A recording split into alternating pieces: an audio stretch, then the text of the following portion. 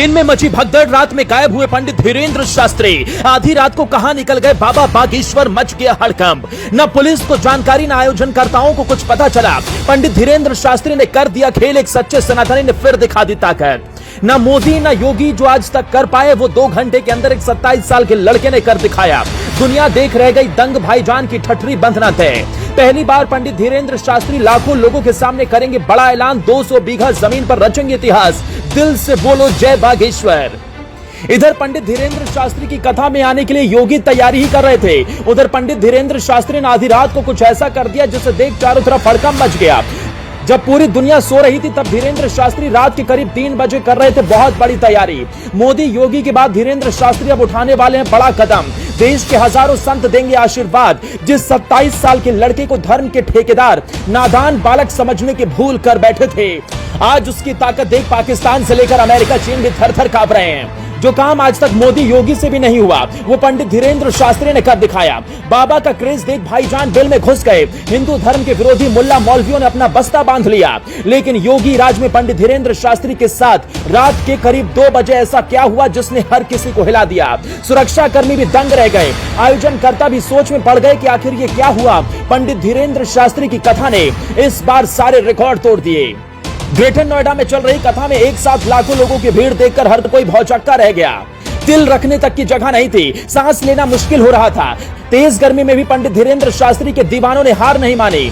दरअसल 12 तारीख को पंडित धीरेन्द्र शास्त्री ने अपना दिव्य दरबार लगाया और 12 बजे तक ही अनुमान के मुताबिक 5 लाख से ज्यादा लोग पहुंच गए, जिसके चलते 200 बीघा जमीन में कहीं भी कदम रखने की जगह नहीं बची। भीड़ बेकाबू होने लगी तो योगी के जवानों ने मोर्चा संभाला। फौरन वीआईपी पास, मीडिया एंट्री को बंद कर दिया, लेकिन इसके बाद भी बात नहीं बनी। पूरा देश इतनी तगड़ी भीड़ देख दंग था। धर्म के ठेकेदारों की आंखें फटी की फटी रह गई थी। सियासतदान सोच में पड़ गए कि बाबा का पागलपन तो हर किसी के सर पर नाच रहा है। आखिर में पुलिस बाबा के मंच पर पहुंची। पंडित धीरेन्द्र शास्त्री से दिव्य दरबार रद्द करने की अपील की गई, जिसके बाद बाबा ने अपने दीवानों से अपील की कि कथा घर पर रहकर ही सुने और दिव्य दरबार रद्द कर दिया। वहीं लोग सोच रहे थे कि महाराज आराम कर रहे थे, लेकिन एक 27 साल के लड़के के दिमाग में कुछ और ही चल रहा था।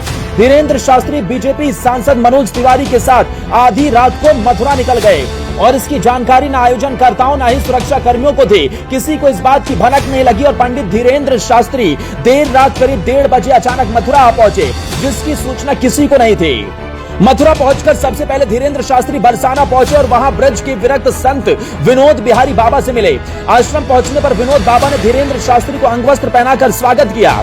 आश्रम पहुंचे धीरेन्द्र शास्त्री ने विनोद बाबा के राम नाम भजनों का भी आनंद लिया और भक्ति में इतने डूबे कि खुद भी हरे राम हरे कृष्ण का जाप करने लगे। धीरेन्द्र शास्त्री पहले भी वृंदावन आ चुके हैं। वो जब भी यहाँ आते हैं तो विनोद बाबा के आश्रम पहुंचकर उनका आशीर्वाद लेते हैं। इस बार मथुरा आने पर धीरेन्द्र शास्त्री के साथ साथ मनोज तिवारी भी मौजूद रहे।